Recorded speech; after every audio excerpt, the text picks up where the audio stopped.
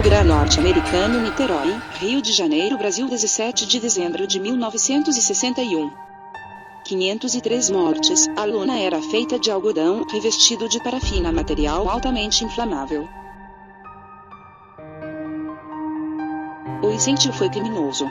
E a entrada estava trancada com grade e todos foram em direção a essa saída.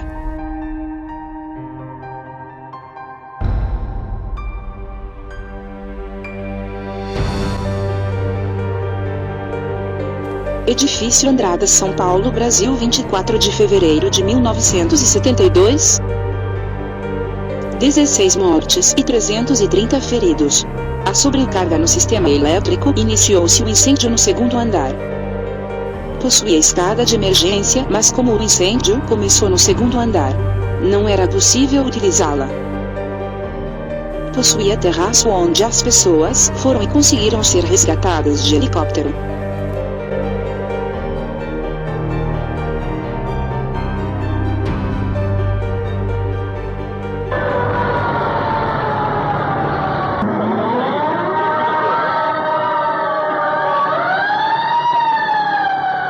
Edifício Joelma, São Paulo, Brasil, 1º de fevereiro de 1974.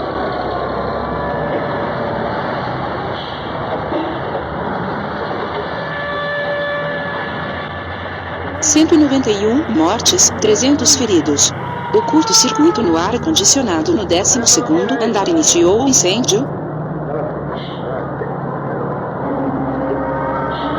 espalhando rapidamente para os outros pavimentos.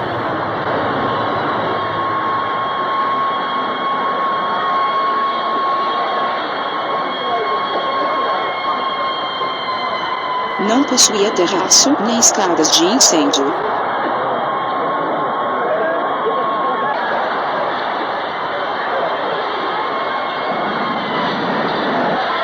Neste instante, os bombeiros iniciam o resgate de algumas vítimas, porém, até onde a escada Magiros...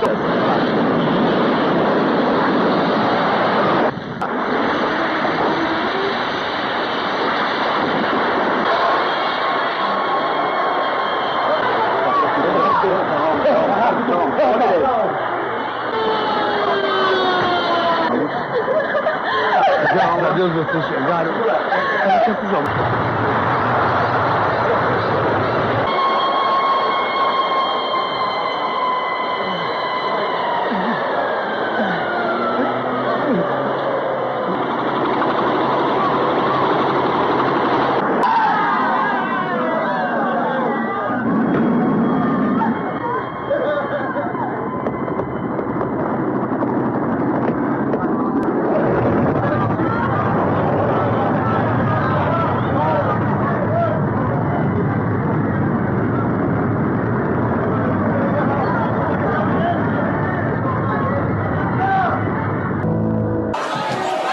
Foi, vamos embora.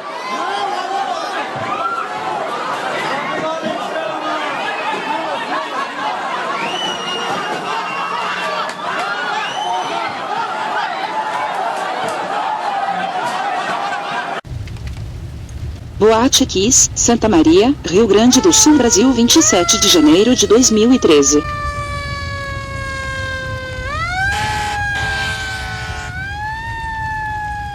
...245 mortes e 116 feridos.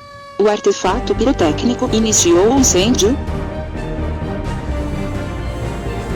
e o teto era de espuma com isolamento acústico que não tinha proteção contra incêndio.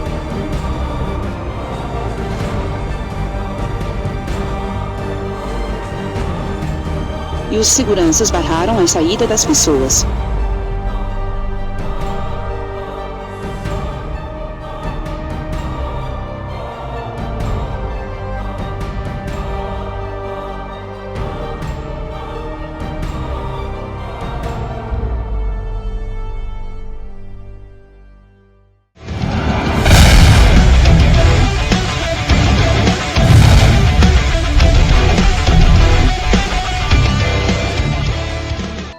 É importante, por exemplo, que os ambientes respeitem as condições de segurança estabelecidas por lei, que devem contar com equipamentos como extintores, hidrantes, mangueiras, escadas com corrimão, entre outros itens.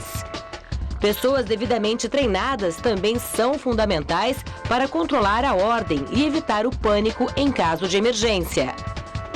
E o Revista da Cidade recebe o Coronel Antônio Ferraz dos Santos, Coronel do Corpo de Bombeiros. Seja bem-vindo, muito obrigada pela sua participação. Obrigado a você, a Gazeta. E é importante nós acentuarmos esse tipo de prevenção, porque é o que eu estava falando até na leitura dos jornais. Depois que acontece grandes tragédias, é que as pessoas falam, poxa, agora a gente precisa tomar uma atitude para não acontecer mais esse tipo de coisa. Mas por que nós não tomamos antes esse tipo de atitude, não é? Agora, me fala em relação à lei. O que a lei fala sobre os extintores? Olha, a gente fica muito triste quando acontecem esses fatos, Sim. porque sempre cria-se uma situação de motivação, e aí as pessoas vão reagir diante disso. O ideal é a prevenção. E aconteceu uma grande tragédia que é um acidente muito grave. Muito gravíssimo. Então, e a gente percebe por todos os fatos que aconteceram que se houvesse a prevenção não teria acontecido aquilo. Disso. Ou algumas atitudes que tivessem sido realizadas teria minimizado a gravidade que foi o fato. Nós estamos aqui com 3 extintores. Sim. O extintor é um equipamento de fundamental importância. As pessoas lidam com esse equipamento no dia a dia e não dão bola nenhuma. Você passa pelo extintor várias vezes no seu prédio, do lado do elevador, e não quer nem conversar com ele, não vai mesmo. No próprio carro, tem pessoas que não sabem onde localizar. Então nós temos aqui 3 equipamentos. O equipamento extintor de incêndio, ele foi criado para extinguir pequenos focos de incêndio. Ou seja, você identificou o tipo de incêndio que está acontecendo. Ah, está pegando fogo em madeira, papel. Está pegando fogo no quadro de eletricidade. Que tipo de extintor eu vou utilizar? Então a gente vai falar muito breve sobre isso. Os extintores mais conhecidos estão aqui na nossa frente.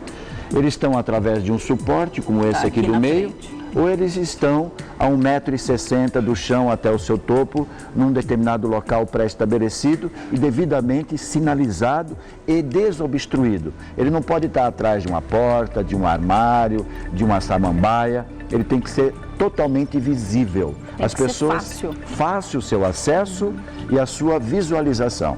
Nós temos aqui do lado esquerdo o extintor de CO2. Ele é um extintor para alguns tipos específicos de incêndio, por exemplo, líquido inflamável e materiais energizados. Então, um quadro de força, um motor do elevador, uma pequena quantidade de líquido inflamável, é este equipamento.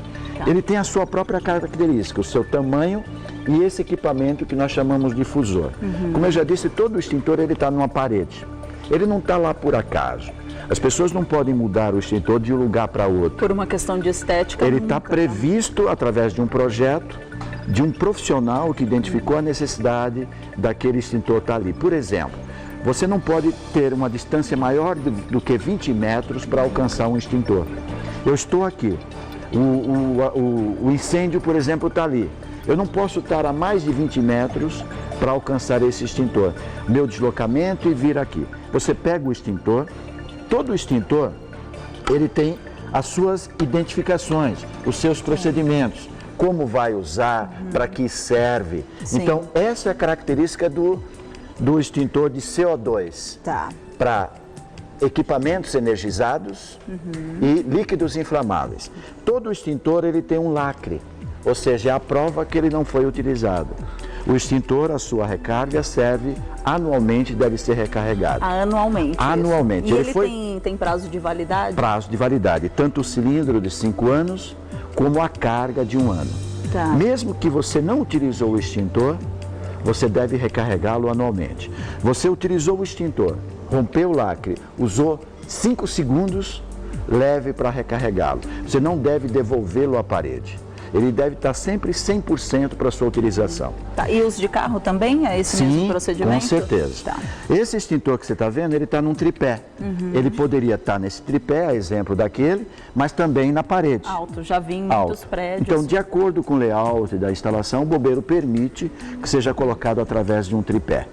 Esse extintor é um extintor de pó químico seco. Perdão, eu vou voltar lá aqui. Tá bom. Quando nós falamos para aquele tipo de fogo, você usa um extintor específico, ele tem uma capacidade maior de extinção. Ou seja, esse extintor para materiais energizados e líquido inflamável, ele é o ideal. Por quê? Que é o primeiro aqui. Porque ele age por abafamento. O fogo é composto por combustível, calor e oxigênio. Combustível, calor e oxigênio. Quando eu uso o CO2, eu elimino o oxigênio. Age por abafamento. Esse extintor aqui é de pó químico seco, é o mesmo do carro. Também ele age por abafamento naquela composição do fogo. Vou repetir. O fogo é composto por combustível, calor e oxigênio. Ok? Esse extintor é um pó à base de bicarbonato de sódio. Ele age por abafamento, ou seja, ele extingue o incêndio nessa composição. Ele tem essa característica, né? Ele é um pouco menor do que ele. Então a pessoa, quando está, por exemplo, esse extintor é o ideal também para esse tipo de composição, esse tipo de incêndio. Tanto material energizado, como também líquido inflamável. Principalmente material energizado, porque ele não é tão condutor de corrente elétrica. Ou seja, a água jamais pode ser utilizada no material energizado. Então, pó químico seco ideal para líquido inflamável e material energizado. É esse tamanho, é essa característica que vou repetir. Todo extintor tem os procedimentos de utilização. Esse é um extintor de água, você vê que ele é cilíndrico, ele não tem o difusor como aquele, não tem. Né? A mangueira, ou seja, um jato de água. Você também pega esse extintor da parede, põe no chão, conduz para o local que você vai utilizar, permanece a uma distância de aproximadamente de 8 a 12 metros daquele tipo de incêndio que você já identificou. Qual é o tipo de incêndio para esse extintor? Qual? Papel, madeira, tecido. Materiais que deixam resíduos. Ah, está pegando fogo num armário. Esse armário, madeira e papel. Vou utilizar esse tipo de extintor. Ele vai ser mais eficiente do que os outros dois. Muitas pessoas não têm nas casas, não digo apartamentos que no prédio em si tem, mas dentro das casas, que não tem esse cuidado de ter a prevenção. A lei não permite. Em casas americanas, por exemplo, eles têm esse tipo de extintor. É isso que eu ia perguntar, o que a lei diz? Aí você falou que é obrigatório. As edificações, as construções, elas são classificadas de acordo com a ocupação e o risco. A casa de show, por exemplo, ela tem um tipo de risco, além de ser um ambiente coletivo. Uma gráfica, por exemplo, ela tem um risco maior, que trabalha com papel, com impressão. Uma metalúrgica é um risco menor. Então, quando eu disse para você que as construções, as edificações, quer sejam comerciais, multifamiliar, comercial, empresas, elas são classificadas de acordo com a ocupação, o tipo de ocupação, em virtude do risco que ele pode proporcionar. De acordo com essa classificação, você tem mais ou menos exigências, ok? A básica, e todas elas devem ter extintores. O extintor é o primeiro equipamento que deve ser utilizado num princípio de incêndio. Quando esse incêndio não é controlado, ele aumenta a proporção, já vai para o hidrante. E aí perde-se o controle da situação. Até ia perguntar para você sobre outros equipamentos para prevenir, não é? O incêndio, me conta. Olha, o bombeiro tem mais de quase 200 de equipamentos que a lei obriga de acordo com essa classificação que eu te dei. Então, vou dar um exemplo para você. Uma construção acima de 750 metros quadrados tem que ter extintores e hidrantes. Porta, corta-fogo, corrimão nas escadas, luz de emergência, alarme. Acima disso, tem sprinklers, são chuveiros automáticos, detectores de fumaça, compartimentações mais efetivas. Então, de acordo com a ocupação e a área, você rompe o lacre, nós vamos romper o lacre, ok? Vou levar o extintor para o local. Vou fazer só essa movimentação, vou levar, ponho no chão e faço a utilização, ok? Que quando você identifica um foco de incêndio e faz o início da extinção, outras pessoas percebem que os fatos estão acontecendo. Já deve ligar para o Corpo de Bombeiros através do telefone 193.